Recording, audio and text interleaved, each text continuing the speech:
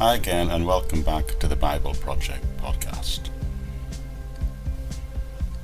And we're journeying together through the book of Genesis, and we've reached Genesis chapter 8, and we'll just be looking at the 6 verses between verses 18 and 22 this morning. Last time we reached the point in the story where Noah and his family left the ark. At this point in the story, we're told that Noah is told to leave the ark and bring out the animals and to go and fill the earth. This is the recommission, the command again from Genesis chapter 1, when God said he wanted all the creatures to be fruitful and multiply and fill the whole earth. So we'll continue the story picking up at verse 18, which says this: So Noah came out together with his sons and his wife and his sons' wives, all the animals and all the creatures that move along the ground and all the birds, everything that moves on the land came out of the ark, one after another. So every one who enters the ark is now seen to leave the ark safely. But look at what Noah does next in verse 20.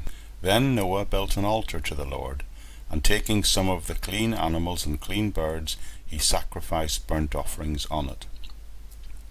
So God remembers Noah, delivers him safely, and then Noah remembers the Lord. We are told in Hebrews chapter 13 that today we are to offer a sacrifice of praise. But in the Old Testament they offered a sacrifice of an animal. You see, under the New Testament promise, there's no longer a need to offer animal sacrifices. Instead, we are told to offer a sacrifice of praise and worship. The sacrifice of Noah under the Old Testament ordinances was an expression of gratitude for God's gracious protection and deliverance from the flood, a sacrificial thanking to God for their safe deliverance, and also one where Noah is indicating his dependence on the Lord as well as his devotion to him. The passage then tells us this: The Lord smelled the pleasing aroma and said in his heart, Never again will I curse the ground because of humans, even though every inclination of their heart is on evil from childhood. And never again will I destroy all living creatures as I have done. As long as the earth endures, seedtime and harvest, cold and heat, summer and winter, day and night will never cease. According to this passage, because the Lord was pleased with Noah and his sacrifice, God makes 2 promises. Firstly, he promises that he will not destroy the earth again, even though at the same time recognizing humanity's heart is still inclined towards evil. In other words, even though people's hearts are filled and motivated with evil thoughts and plans, God promises he will not destroy the earth with water ever again. The flood wiped the slate clean as far as that previous generations were concerned.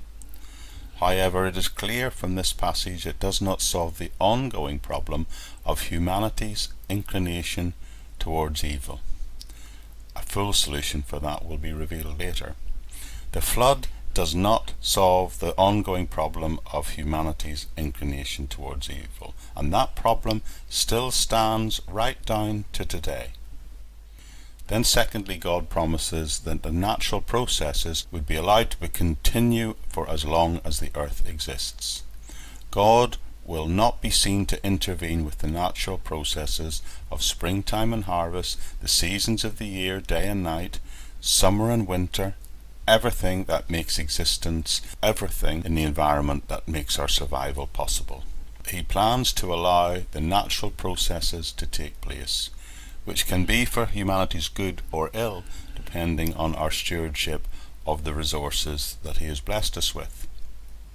The story is reminding us that God still uses natural means to allow the creative order, despite humanity's attempts to interfere with it or even pull it down. You could sum up everything that we've seen up to this point in the story by saying, when God graciously and patiently decreased the waters of the flood and instructed Noah to come out of the ark, Noah then graciously offered a sacrifice back to him in praise of what he had done.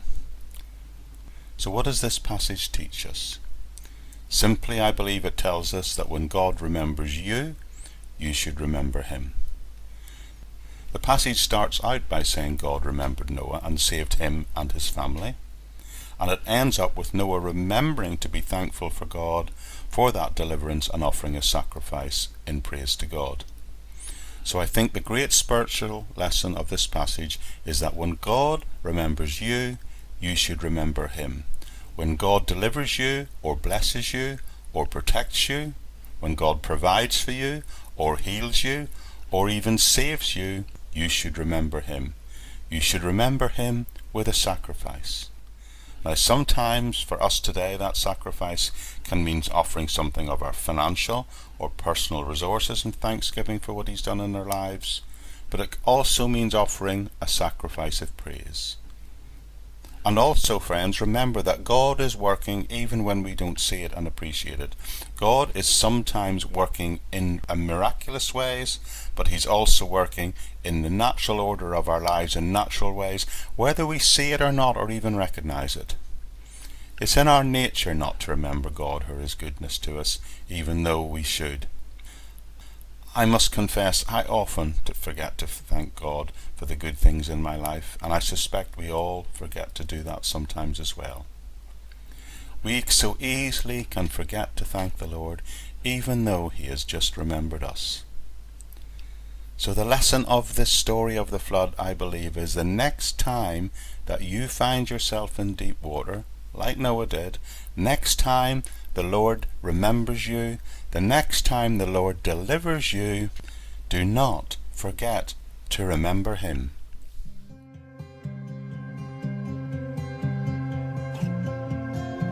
Okay everyone, that's it for this time.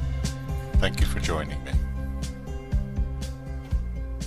Now the place to go to connect to this and any other ministries I'm involved in is the podcast notes section of the audio podcast on the Buzzsprout website, or by looking in the episode notes section on whatever app provider you use.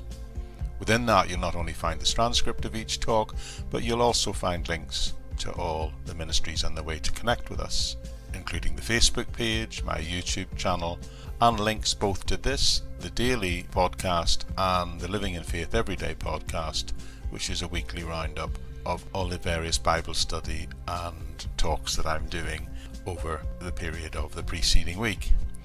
You'll also find links there to my SoundCloud and my Bandcamp page, where I create the background music and the sound design of these podcasts. But with that, all I'd like to say is thank you for joining me, and I hope to join with you again very soon.